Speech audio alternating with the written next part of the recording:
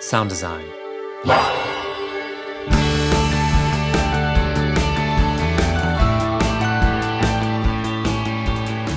Welcome to Sound Design Live, the home of the world's best online training and sound system tuning that you can do at your own pace from anywhere in the world. I'm Nathan Lively, and today I'm joined by the co-founder of Audio Test Kitchen, Alex Oana. Alex, welcome to Sound Design Live. Thank you, Nathan. Really a pleasure to be here with you in real time across many thousands of miles, but you're located back where I spent almost 2 decades going to college and making records and mixing live sound. And now I'm on the West Coast in LA, and you got me out of bed real early this morning at a super non-rock and roll time of the day, man. That's when I should have been going to bed. Yeah, and not at the same time, but we've switched places because I spent several years living in Oakland and then moved to Minneapolis only a few years ago. So honestly, during the winter, yeah, I wish we could trade places sometimes. Awesome. Well, Alex, I'm really excited to talk to you about Audio Test Kitchen today and all of the ways that people in the Sound Design Live community can use the tool and how you built it. But before we do that, let's say when you get into a studio and you're trying to maybe figure out how it sounds and what it feels like for the first time, what's maybe one of the first audio test tracks you like to play to, see how it feels and how it's going to work for you? Steely Dan Peg. I seen your picture. I mean, come on. Donald Fagen, Nightfly. I mean, come on. Daft Punk. We're up all night to get lucky. Everything just feels right. So, Alex, how did you get your first job in audio? Like, what was your first paying gig? Oh, man. For getting a first anything, for me, I think has been a result of being passionate. And that can, at some points in one's career, trump expertise or talent. And I think the first job in audio that I got was just, I was there and I kept showing up and I kept being really into it and really intense. And I was in Northfield, Minnesota, and I was still in college. And first of all, I got a job within St. Olaf College's kind of technical services. And so I was hauling around TVs on carts, That's funny. That was my first job in audio as well, except it was for the recording department for the music department doing recording, but it's very similar, I think, to what you were doing. And so I think by the time my senior year of college, I caught the attention of the big time audio production company in Northfield, Minnesota that would do the big gigs in the Twin Cities, right? And so because the owner and operator of that company, Brent Day of Day Productions, he saw me working the shows at St. Olaf and down at the local club. And I was like, hey, kid, come here. Let me take you under my wing. That's really creepy. Well, there may be some accuracy to that. But, we need people to recognize our ambition and our passion. I remember Lauren Wicklander of Southern Thunder. Cool. It's a good name. Lauren, shout out. Yeah. So Lauren is now works with Axiom, which is an Italian brand of loudspeakers and pro audio stuff. But I remember sitting across from Lauren. I had mixed his band. His wife is a lead singer in a Patsy Cline cover band, and he was playing drums. And I was just and my friend Brent Day, who was hiring me for Day Productions, was like, hey, this guy could give you a gig someday, do a really good job. So I made a cassette recording, and I cared so much about the way they sounded live at that show and the way the recording sounded. Really, as early as I could in my career, I would record the shows, and that turned into just recording for the sake of recording, and really being so interested in that fine tuning process of those audio relationships. And it's a kind of a different world between live and the studio. There's a club in Minneapolis downtown called the Fine Line Music Cafe. Mm. And when I was a wee lad in college, looking through the window of the club, just going look at the pretty lights and all the people. And I saw the meters going up and down on the console. I'm like, oh my God, I got to get my hands on that console someday. Sexy And then stuff. eventually I did. I got my breakthrough. I got my chance from Lauren Wicklander of Southern Thunder. Thank you, Lauren. And then there was another moment in there where I was so I was recording the bands. That was like a super important thing. So and I was doing it for either free or for like so little money. And I would record them on a stereo digital, DAT tape, like a digital audio tape. Yeah. And then eventually an 8-track ADAT tape, digital, cool. and or sometimes just a cassette. But I would like pay as much attention to the live mix that I was crafting, and they're a great monitor mix for them on stage, as I would this kind of submix out of the buses, the groups that I was creating onto the tape. And it had to be a different balance. What's going to sound good in the room is not going to, you have to create a different balance for what's going to sound good on the tape. So I did that. And then people were coming to me saying like, dude, your board mix sounds better than the album that we just made in the studio. So I knew I was onto something, and then that served as a bridge for me to what I really wanted to do, which was to be in the studio. You've gone on to do more live sound, lots of recording. You have the software project now. And I know that there are a lot of interesting stories in there, but I was wondering if maybe you could pick one. And what I want you to think about is maybe one decision that you made to get more of the work that you really loved. So I wonder if you could can you think of something and sort of take us to that moment? Yeah, it probably is around the time of transitioning my career from live sound to the studio. And a super important thing for anybody to do when they imagine a place they want to go and they're not there yet is to, number one, allow themselves to imagine it, and then talk about it and put it out there. And I want to tell you something really simple I did that changed my whole life. So there I am. I'm the front of house engineer at the Fine Line Music Cafe, downtown Minneapolis, a venue that's about 600 people at max. And it's like it's a bar, and it's a restaurant, and it's a nightclub. And back when I was mixing there, like Prince would sometimes show up, and just like, I remember I was spotlight up even one time because some other band like had brought their front of house, and Prince was like 3 feet away from me in the balcony. Amazing. And my hands are burning on this like giant, like incandescent, tinder box that's about to burn the venue down. And it's like, is that really him? And like that feeling that you get of like, there's something the like electricity. Anyway, so, there was, at this club, the Fine Line, there was a bouncer. So just the dude at the door. Had nothing to do with music or sound or anything like that. But his side hustle, I'm not sure which was his side hustle. He was also a realtor. And we were friendly, and I was chatting with him, and he maybe said something about like, hey, what, are you ever looking for, a property to buy? And I'm like, you know what I'm looking for? I want to buy a place where I can set up a studio. Oh, really? Okay, cool. And then I was like, I think it's going to be a barn, and it's going to be out in the country, and it's going to be this huge thing. And then, chat. And then a couple months later, he's like, dude, I found a place. Oh. And so it was a little house in a part of Minneapolis next to the University of Minnesota, affectionately referred to as Dinkytown. Uh-huh. And Dinkytown is this little community of like shops and houses and stuff next to the U. And there was a little house where in the 70s, a record label called Twin Tone Records had started. Just a couple music freaks. And then from that, they're like, well, we need to record our bands. And so they like started recording their bands in the living room. And eventually sometime in the early 80s, they even built an addition on the house, and they sliced a big hole in the side of the house so they could have like real control room glass. And, wow. And so all of a sudden it was a house and a studio. And this is the place that the bouncer from the Fine Line took me over there. And it was such a dump. It smelled. It looked like no one had like opened the curtains or windows in a decade. Oh no. But I was like, okay, I can live here. I can work here. There's a couple extra rooms I can rent out. I'm taking it. And it was so little money. It was like $80,000.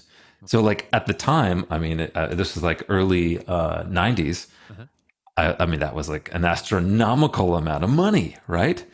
but somehow I mustered with the help. I think my mom loaned me some cash. Sure. And then like by the time the sale went through though, I had the cash. I'm like, Mom, I don't need your cash anymore. But Mom, that $4,000 that you loaned me, could I keep it and buy some gear with it? And so I did that. So I bought my first recording console, a Mackie 32, a 38 bus, an 8 bus, all analog, no compression. Sure. Keeping it real. Yeah, I really love hearing that story because so many times I hear people telling me that I need to get myself out there, and to a lot of people that means sending their resume to a lot of studios or to a lot of production houses. And I think you just have to keep in mind that that is kind of the first thing that everybody thinks about. Right. And you're basically doing the coldest form of communication and outreach that you can. But I hear a lot of stories like yours where it was because you were so passionate in talking to a lot of people that then, those sort of all your connections and your network starts to really engage and then something like this happens, you can get an opportunity, and then you threw your hat over the fence and you're like, I don't know how I'm going to make this work, but you made it work. So thank you very much. Totally.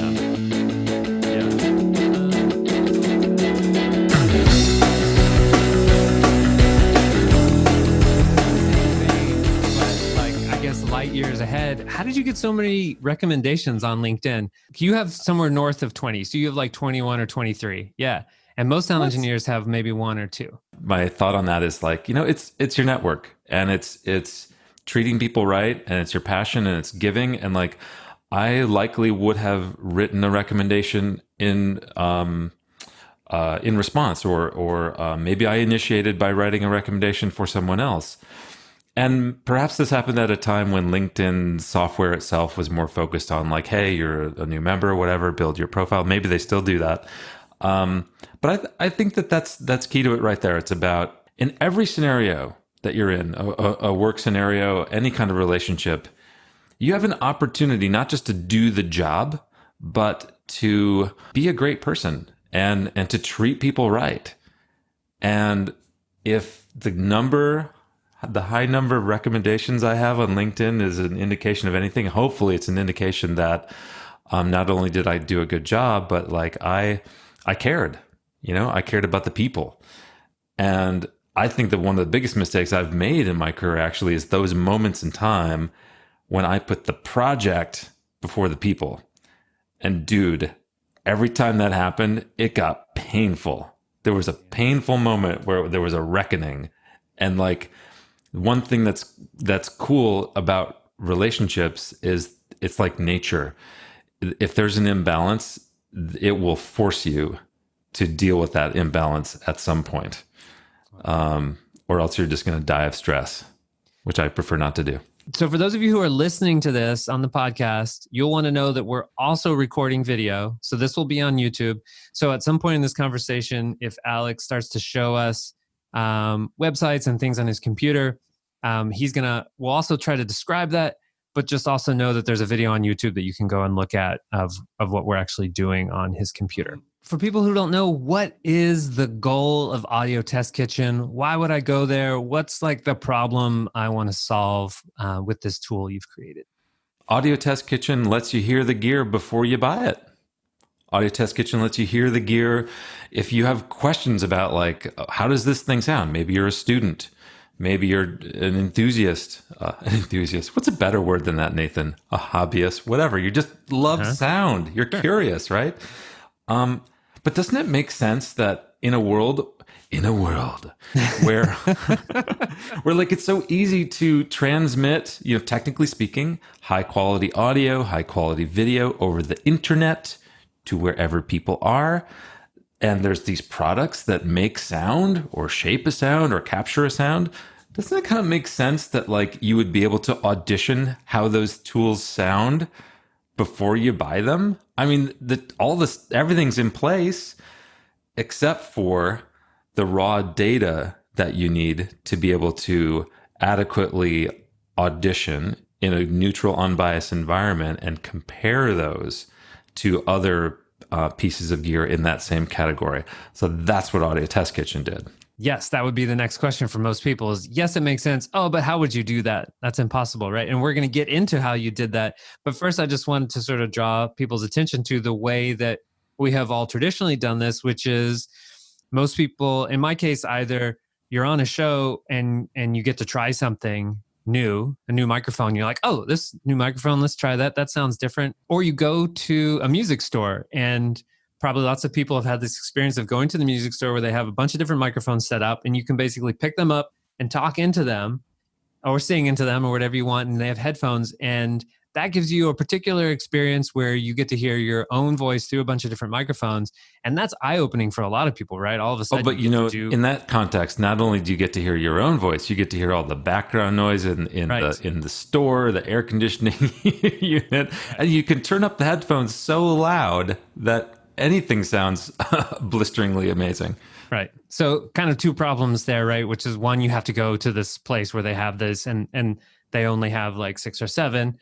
And then, there's all this background noise, and you don't really get to use the conditions that you want to hear the microphone under in the studio or in live use. Cool. So let's get into it a little bit more. Next, I'd like to just know like where you got the idea from, and then maybe we can actually take a look at the site itself. So, dude, I've been a audio enthusiast as like a young listener, listening to stereos and building hi-fi systems, just in terms of selecting the right parts to go together. And then that evolved into becoming a live sound engineer and a recording engineer.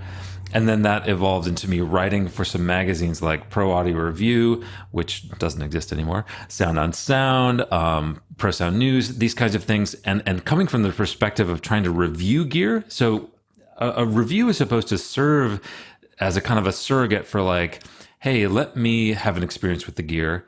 So, and write about it and describe it clearly enough and from some kind of position that allows you to develop an understanding and maybe even make conclusions about that piece of gear. So I was in that role.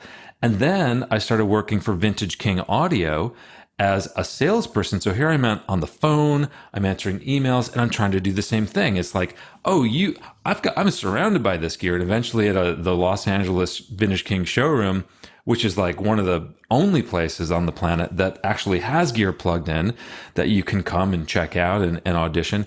And so I'm surrounded by this stuff, and poor you, and I really mean that, poor these people on the other end of the phone or email, they have no access. They can't come and hear the gear for themselves. They can't touch it and get some kind of experience with it. So I was always in this fortunate and unfortunate position of being like a translator and an interpreter, and like on 2 levels. And number 1, my goal was like, okay, well, what problem do you want to solve? What do you want to sound like? What inspires you? So I've got to translate your abilities. Number 1, you got to have an ability to translate your desires, your thoughts, your way of talking about sound. Then I take that in and interpret it. And you saying like, warm, that has a meaning to you. Warm might have a totally different meaning to me. Okay, now we're into a game of telephone. And through so we've got a process that breaks down. It's like you've got an intention, you've got a desire, something that you're looking for. You're trying to get tools that will translate your innermost vision, your desire. And then you're looking through several layers of telephone to try to actually get that piece of gear to translate your thoughts and to convey, who you are as your voice as a podcaster, your voice as a singer, your fingers as a guitarist, whatever.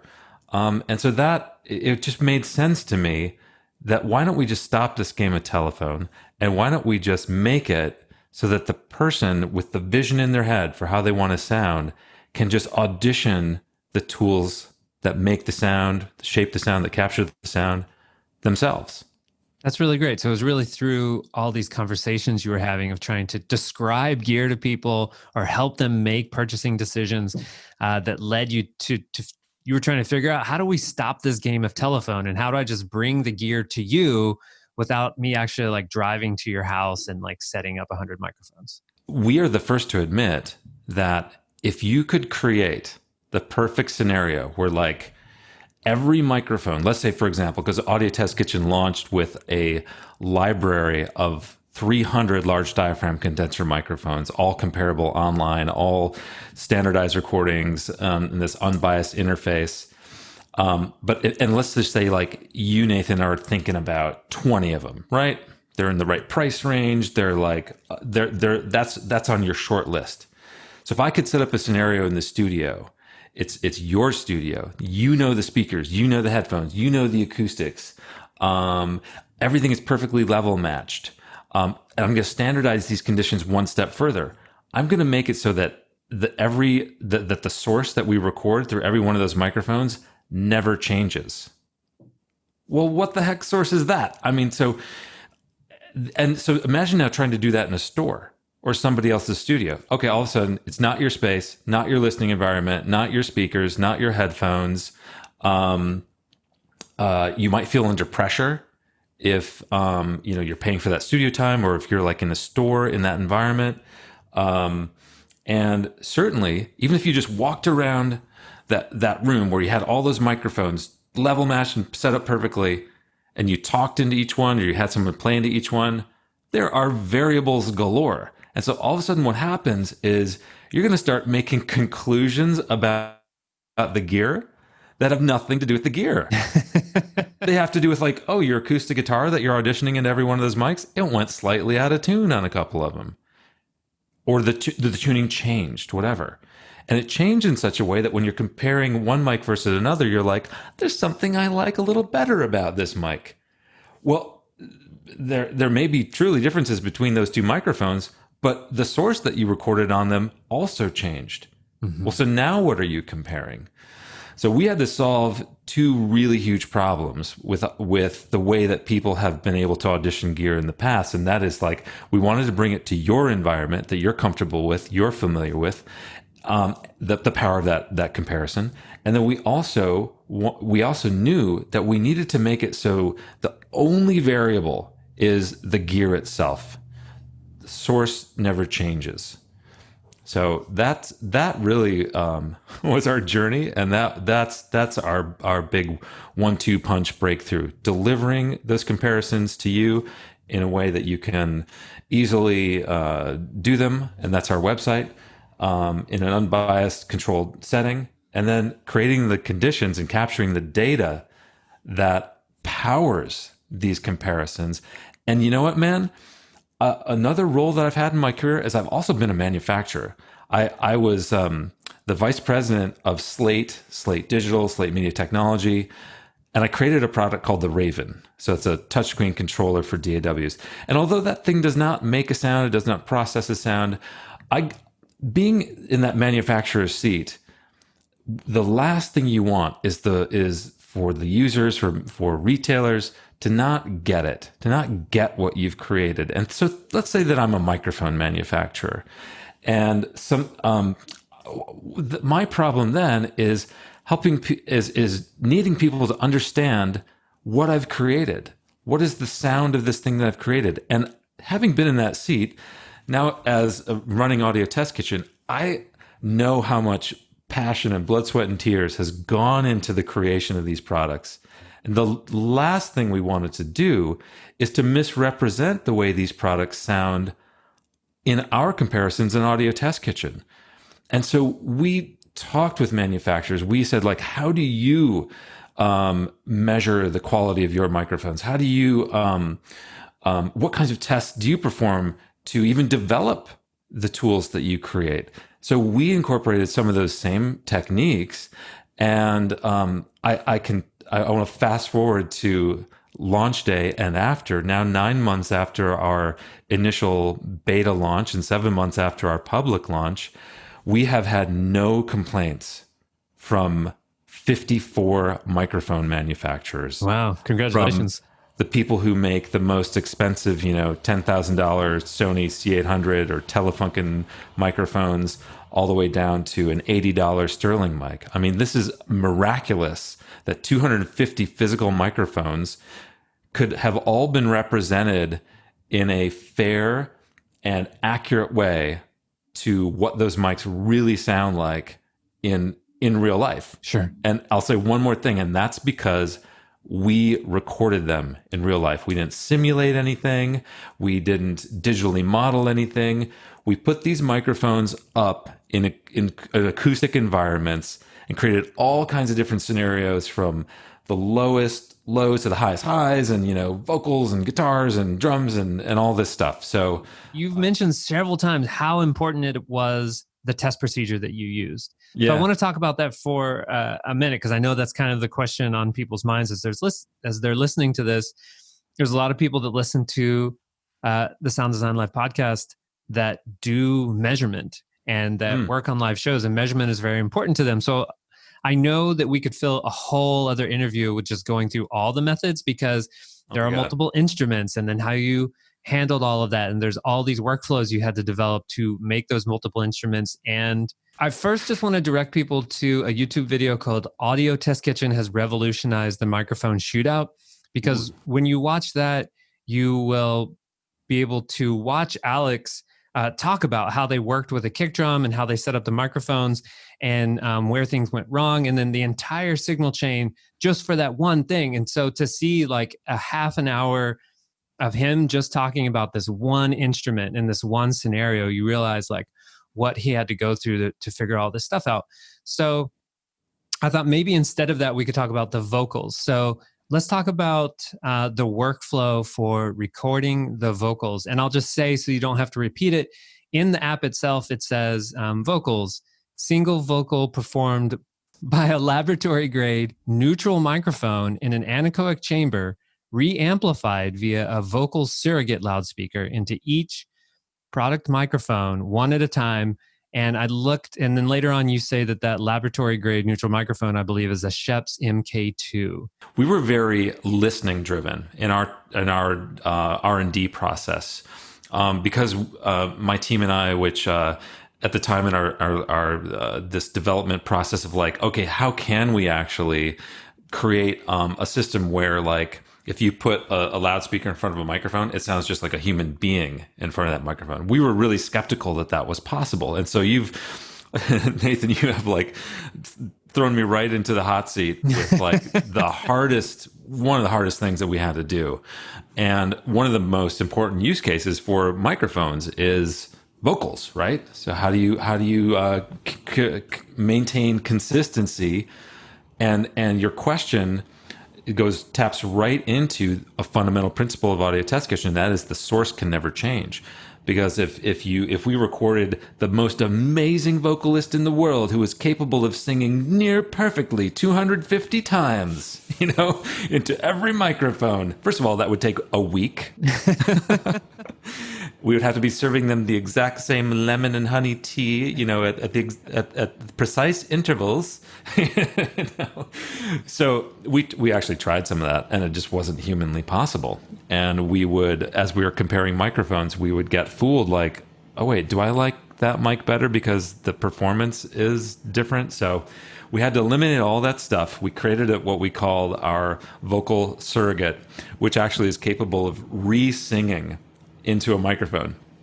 So in order to find that Schoeps CMC6 body with an MK2 Omni capsule, in order to find the DPA 4011, those are the two capture mics that we use, in order to find the Atom S3H loudspeaker and the ATC SCM 45A loudspeaker that served as our vocal surrogates, we spent months testing all kinds of different microphones, all kinds of different loudspeakers in different acoustic environments, at different reamplification distances. We really relied on our ears to, first of all, steer us to like, hey, sure, this mic has a really flat response, but like, does it sound like music? Does it sound like a person? Would I, in closing my eyes, believe that is an acoustic guitar playing live into that microphone? Can I close my eyes and believe that is a person singing into that microphone? So that was really our first getting over the hump. Our next getting over the hump, the last 5 or 10% of getting it perfect, oftentimes that's the hardest thing, right? That last 5%. It's the most expensive. It's the most time consuming. And that's when we really needed a breakthrough, and we had to call in a lifeline. And fortunately, someone picked up on the other end. Wait, what happened? Oh, you want to know? Okay, so so we were in. Hello, Harmon Laboratories. Dr. Sean Olive speaking. Yeah. We had done as much as we could in our own studio facilities, just traditional recording studios, and we had access to some of the world's greatest loudspeakers and capture microphones, actually courtesy of us being in a studio that was parked above Vintage King Audio's LA showroom. And this was like years after I had already left Vintage King. I had formerly been a salesperson and marketing person with them, but I still have a great relationship with them, and they loaned us speakers and stuff. So we got to really test the best of the best. So our breakthrough, though, to close that last 5 or 10% gap, we knew we needed the kind of facilities where real audio R&D and development is done. So I'm talking like Anechoic Chamber, right? And for those of you who know what an anechoic chamber is, you know that it's a place where you can go in and you can, as I've been talking about, eliminate all the variables except the one that you want to test. So it's a room where when you make a sound in it, it's not going to throw anything back at you, no artifacts. So, and echo, of course, we know what that is. And meaning lack of or none. So we got anechoic, no echoes, right? So what we knew that we needed to be in an environment like this so we could identify the final differences between what we were capturing in that process of bottling a human voice, bottling an acoustic performance from an acoustic guitar, and then re-singing that into these large diaphragm condenser microphones, because there was still a little bit of a difference. Our measurement capabilities were tapped out. That was it. So we got really fortunate to actually on a tour of the Harmon facilities that we very craftily got ourselves on. They walked us back through the laboratory part and where all the chambers are. And we had our laptop in the backpack ready to show them a demo. And we already had the 250 physical microphones. This is how you got a meeting at Harmon, just going on a tour? Yeah, we booked a tour. Dude, talk about just like, refusing to be stopped. This is the kind of stuff you've got to do in your career. You can't just send out your resume like you were talking about, Nathan. You can't just drop the email. Like we had called these guys. We got, we thought we got introed by like the former president of the AES. Freaking called them on our behalf, and we got nothing. Mm-hmm. I mean, come on. We thought it was a no, right? But so we book ourselves on this tour. Okay, last ditch effort. We're out here at Harmon's facilities. Luckily, they're nearby where we live in Southern California. And we walk back through the lab, and they're like, "Oh, hi." And we're like, "Hey, we're Audio Test Kitchen, blah blah blah." And they're like, "Oh, that's interesting. We were just talking about you." Interesting. And we're like, what? Serendipity. Talk about network effects. So NAMM had just, the trade show NAMM in Anaheim, California had just commenced. And one of our buddies, Ted White, over at Focusrite, had also worked at Harmon and had mentioned something about what we were doing.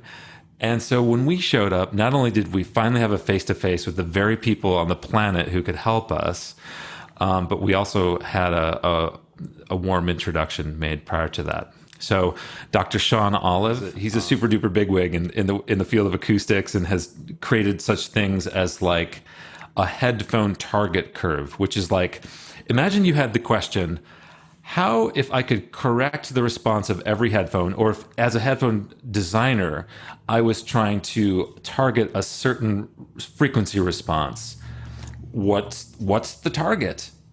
Harmon is like one or two or three people or organizations on the planet who has defined how headphones should sound. And this is the kind of stuff you can do when you have an anechoic chamber.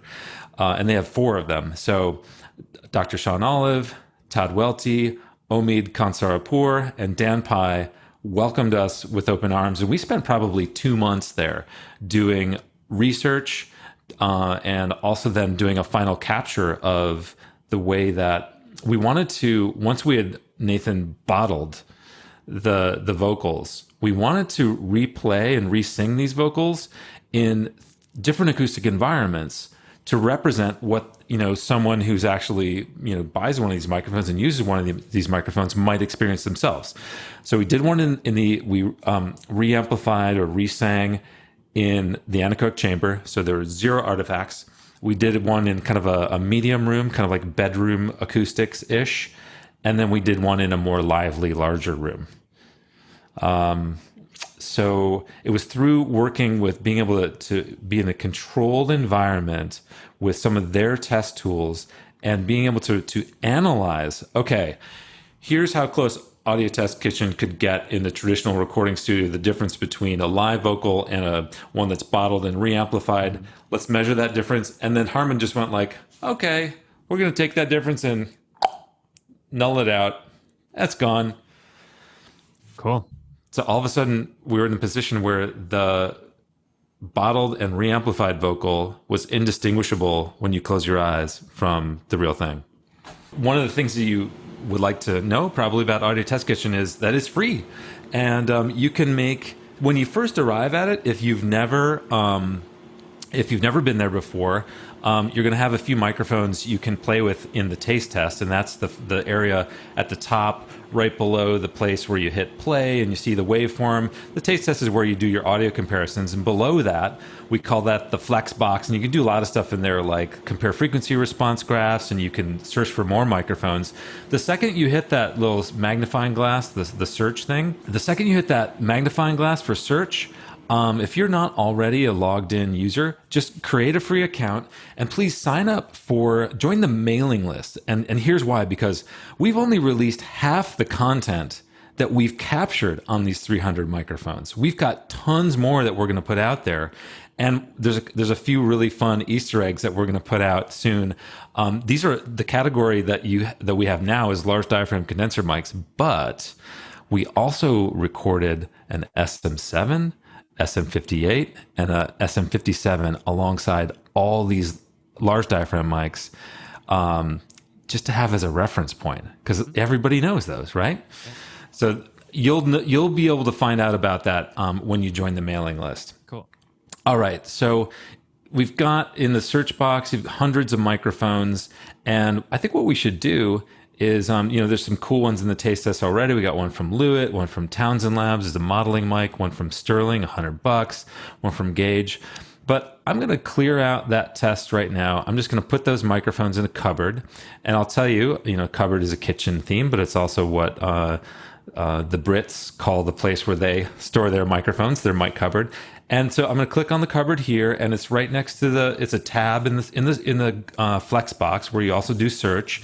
And that's where you can kind of store your stuff. You can create a little collection to test, and you can also save stuff for later if you want there.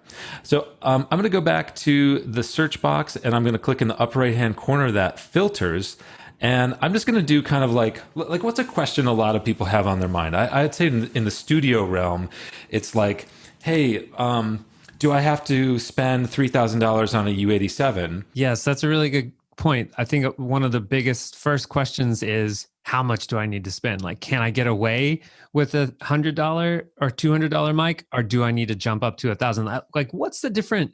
How do those two price ranges compare? Totally. I mean, it's a totally legit question. And I think another thing to ask yourself is so we give you, for the first time ever, the ability to do a legitimate, totally unbiased comparison between an $80 mic and a $10,000 mic and anything in between. Mm-hmm. So you can do that. You can compare the sound. You can compare the frequency response graphs, and it's mind blowing. And you will find gems at every price range. But I have to tell you, it's not just about what a microphone costs. is a reflection of a number of things. It might be due to, the brand value. But now, before you toss out just like, oh, it's just a brand name, let's think about this for a second. Why might I want to spend $3,000+ on a Neumann U87? Well, because if I run a voiceover studio, that might be the very thing that my clients need to see that I have on my gear list to trust that I know what I'm doing as an engineer. Generates credibility, sure. Right, credibility, exactly. So, and also, like, if you want another reason to pay for a Neumann brand a U87 might be because you need to maintain a certain consistency and be able to collaborate with others and have the same sound from studio to studio. I mean, that was the reason why, a lot of people installed solid state logic consoles in their studios in the 80s and 90s, was so that we could have this, what we have now with DAWs, which is like the same sound wherever you go. So you could work in multiple locations, multiple cities. Anyway, so there's a reason why a brand and the what you would pay for it, if you feel like that is has something more to it. It goes beyond the sound. Another thing that can be something that it makes one product more expensive than another that isn't sound related is build quality, is component selection. So it, again, talking about that last 5%, Nathan, like the last 5%, often the most expensive, most time consuming part. And you've got companies like, I mentioned Telefunken earlier. They are scrutinizing every last detail of their microphones, and that, to deliver something that is going to last for you, that is going to, and maybe it has a better build quality, and maybe they have better customer support. So you have to kind of keep all these things in mind when you are talking about getting your tools. And on the other end of that spectrum, there's also incredible opportunities for value at every price range. And you will find an Audio Test Kitchen is, I think, the first tool to make it possible. If sound is the most important thing, and sound is the top quality by which you are choosing and perhaps buying a piece of gear, Audio Test Kitchen gives you the opportunity to make your comparisons solely based on that for the first time ever. So now that I've talked all about this kind of U87 use case, in my filtered search, I just typed in the number 87, and came up all the microphones that that are U87s. So there's only one, the Neumann U87, and all the clones of U87s. So let me pull up, say, the Warm Audio. So here's the Neumann U87, $3,600. I've dragged that from the search up into my taste test. I just dragged the Warm Audio WA 87 from the search into the taste test. And Nathan, you might notice that the microphone, when it first loaded in the taste test, is a little bit grayed out, and it says loading audio. And that's because in order to make a really snappy interface that makes these comparisons instantaneous, we load a bunch of audio in the background. So we're actually loading about 20 sources per microphone as soon as you add it to the taste test. So be a little bit patient, but then the reward, the payoff, is when you're using the interface and it just responds instantaneously. And then let's take an example I mentioned earlier, a modeling microphone. Let's take the Townsend Labs.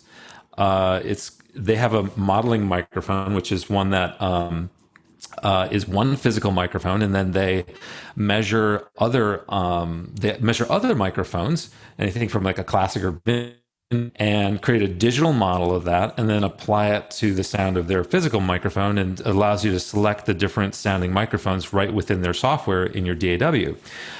So they have one called the LD87. LD probably stands for large diaphragm.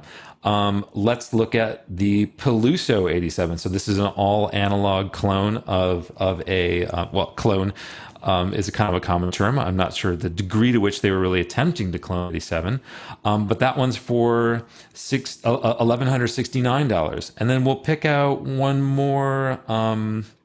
Let's do Antelope. Antelope is another modeling microphone company. So it's one physical microphone that you buy, and then you can apply lots of different digital models to it. Now, for all that we've talked about sound, I actually want to start with a really fun tool that is like gives your ears superpowers. And this was only possible through Harman Laboratories. So I'm going to click on a tab of the flex box on the left, and I'm going to select frequency curve. Frequency response graphs up until this point in time have been a total mixed bag, a double-edged sword. They're as hated as much as they're loved, and here's why: it's because if the frequency response graphs are measured and reported by each manufacturer individually, they can apply their own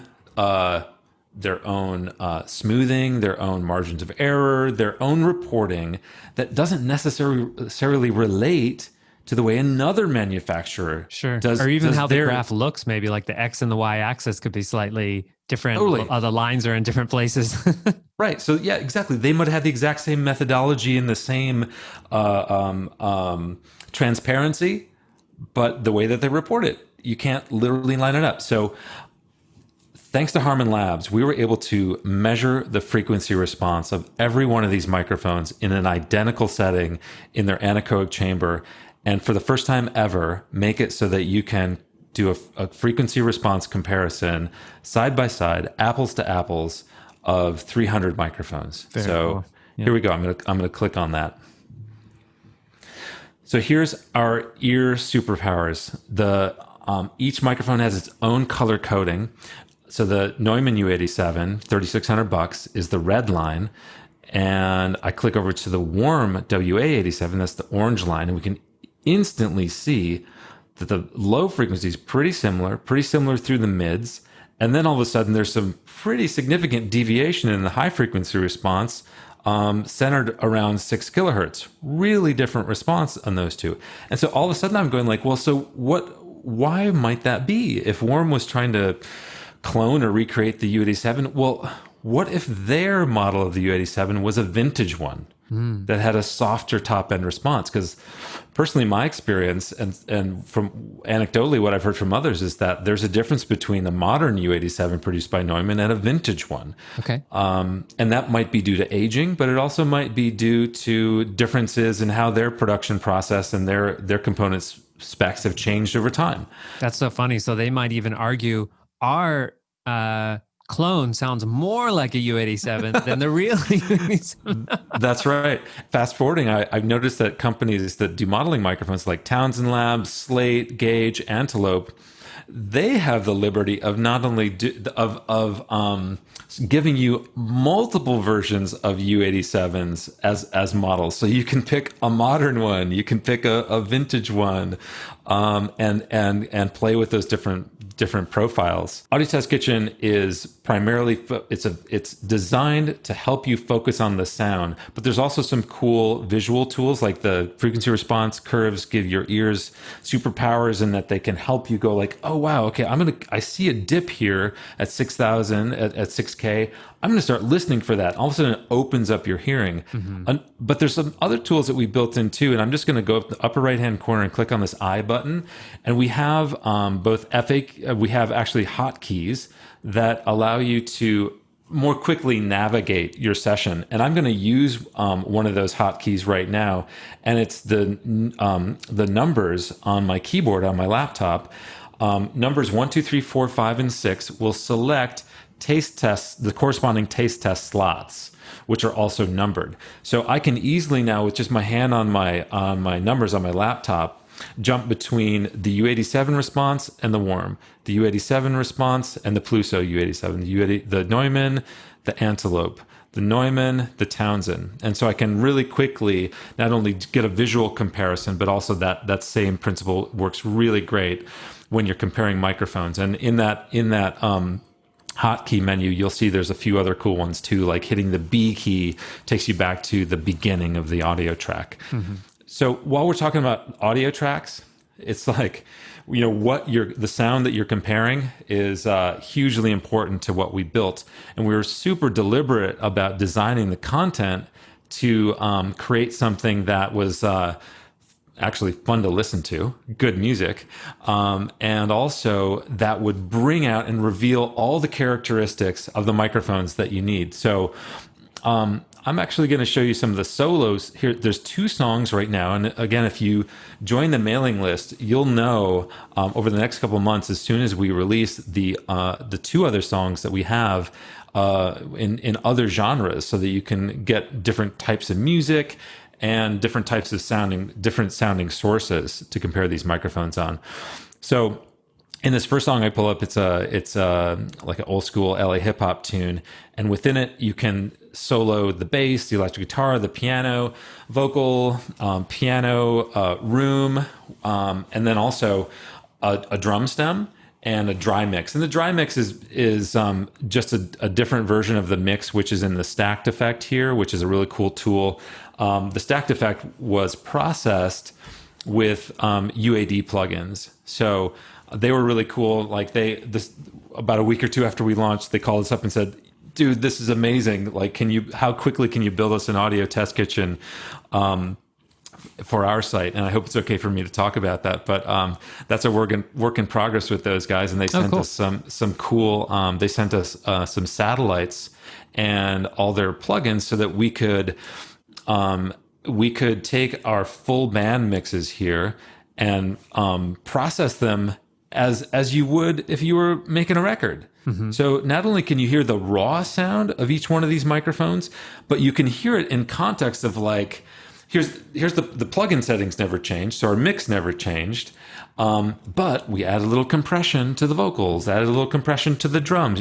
We didn't EQ anything because that's one of the main differences between these microphones, but we added like a touch of reverb and like, a little slapback on the vocal, that kind of thing. So you could kind of real world contextualize how these microphones might be if you were to own them. And that brings me to the stacked effects. So for those of you who are just listening to the podcast, there's a toggle between solo, so that would be able to hear any individual instrument within the track, and then the opposite side of that toggle is stacked effect, and it's basically a mix. But why we call it stacked is because what happens is if you record if you record every source using one microphone, its personality stacks up. If you've got 8 sources, 10 sources, 12 sources in your track, all of a sudden you get an 8x, a 10x, a 12xing of that microphone's personality, its characteristics. So if it was hard, and this is something, Nathan, that I observed in the showroom a lot at Vintage King, or when I was doing shootouts, comparing a microphone on a single source, sometimes those differences are pretty subtle. So we wanted to create a way to naturally amplify the differences between mics. No processing, no trickery. It's just literally like, hey, man. And, this is what a lot of people do anyway. It's like, I notice you're talking into a Heil PR40. What if that were your one and only mic? Or what if that were your best mic and you just recorded everything with it? And you're like, I love recorded, this mic. It's the best. Yeah. You recorded your vocals, but you also stuck it in front of, a guitar amp and a bass amp, and you put it, in the kick drum, and you put it, you'd have to put it on everything, your tambourine, you know what I mean? Sure. So that's what stacked effect simulates. If the sound is really the most important thing, and it's more important than price, and it's more important than looking, at a frequency response graph, and more important than how these products look, their visual design, the aesthetics, you can flip the Audio Test Kitchen interface, which is just a free website, works in your browser, into blind mode. Yeah, this is one of my favorite features.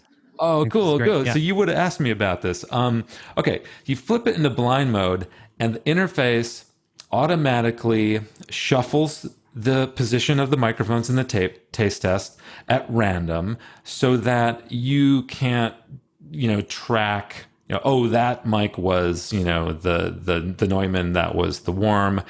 And then it allows you, and then it makes them anonymous. So now we can't see the pictures of the microphones anymore. We can only see like our little Audio Test Kitchen logo and a letter assigned to each one of those microphone taste test slots.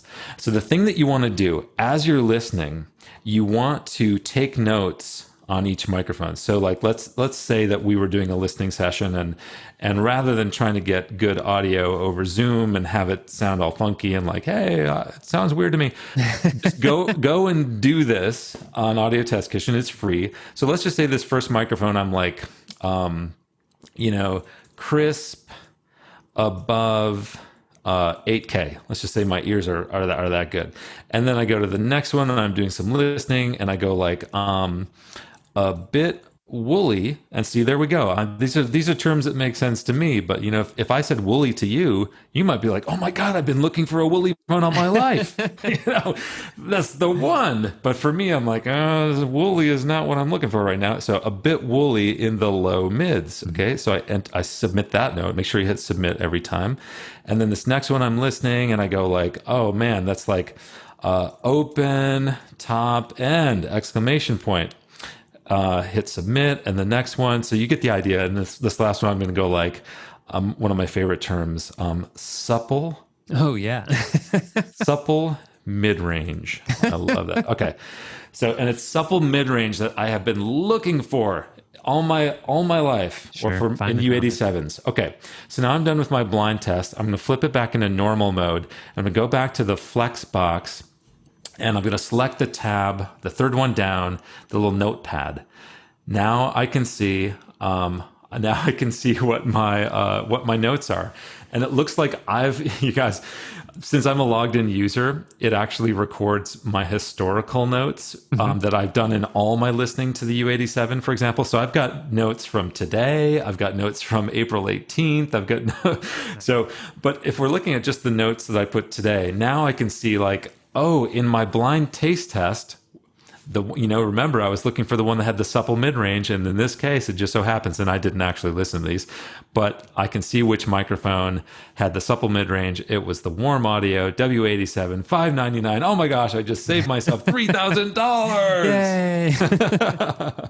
And then, if you really want to, one way that you can, as someone who is hopefully benefiting from using Audio Test Kitchen, you can click the shopping cart, and you wouldn't be purchasing a microphone through us, but you would be taken to your favorite dealer to make a purchase, and then our relationships with dealers, we actually are just getting those going, would help keep Audio Test Kitchen free. I was hoping you could tell us about maybe one of the biggest or most painful mistakes you've made in your career. Probably applies to Audio Test Kitchen is that we had to be okay with that the idea and the fact that developing a product is a journey, and we had to take failures. And you referred to some videos that are available to watch about Audio Test Kitchen's process online. We had to be able to go, like, here we are in the studio. Now, picture this. We're at East West Studios, and we've got 250 microphones, and we've got a crew of 10 that we've hired, and we're paying, the rate of a world-class top studio every day, and assistant engineers and all this stuff. And we're 3.5 days into recording drums on these microphones, and we realize something is not right. Oh no. And we have to, and that was a real moment. And we had to choose at that moment who we are. Are we the people who go like, hey, welcome to Audio Test Kitchen. Now it's not quite perfect, and you're going to have to ignore the fact that the tuning of the bass drum and the snare drum slightly changes and the hi-hat is a little off from time to time. But this is the closest you've ever gotten to be able to do a legitimate, unbiased A/B test under standardized conditions online for free. Sure. Not going to do that. We had to go and that decision to stand up for and do what it takes to achieve and deliver what we value was a $20,000 decision. Wow. Threw away that studio time, the drum rental, all that stuff, and then had to swallow that like, oh my gosh, our best laid plans led us to failure. Now think about like a much more epic expression of this. Let's look at a company that like makes rockets. Let's look at like SpaceX or something like that. They build in failure as part of their cycle. They're trying desperately to make things fail, because when it comes down to putting the human beings in the Dragon capsule, that thing can't fail. So if you flip it and go like, let's find out every place possible we can make this thing fail, and let's just be like, let's embrace that and let failure be our teacher, fail forward, That's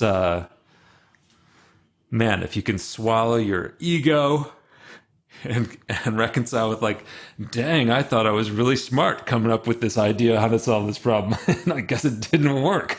Like, oops, I guess I'm not as great as I am. But your greatness is in your ability to adapt and learn from your mistakes and adapt. Can you think of one book that has been really helpful to you? Call of the Wild, Jack London. Yes. Wow, that's a good one. Okay, cool. I was just reminded of that. It's like you know, sometimes your life really does depend on lighting that match. What's one or two that you have to listen to every time they come out? Lewis Howes' School of Greatness. Okay, that's a good one. Yeah. LEWISHOWES. Well, Alex, where is the best place for people to follow your work?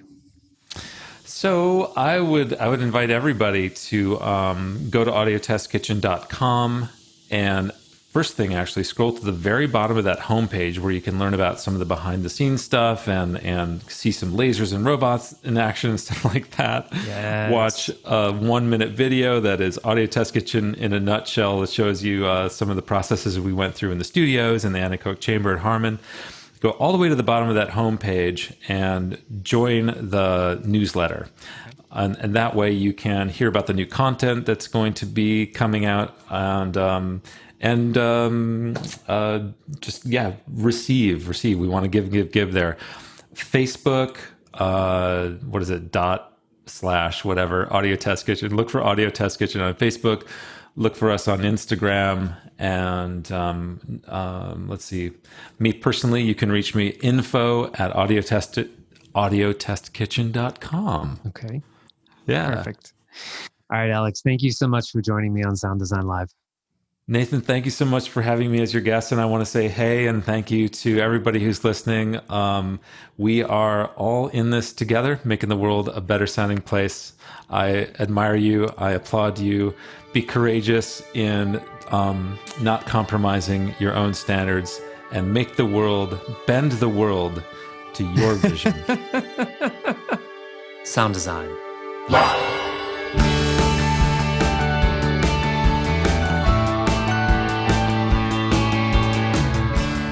I want to thank Robin Applewood for all the music in today's episode. If you want to find more of his music, you can do that over at robinapplewood.com.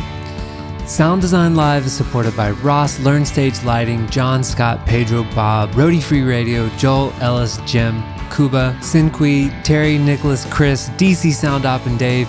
You can start supporting Sound Design Live today for as little as $1 over at patreon.com/sounddesignlive.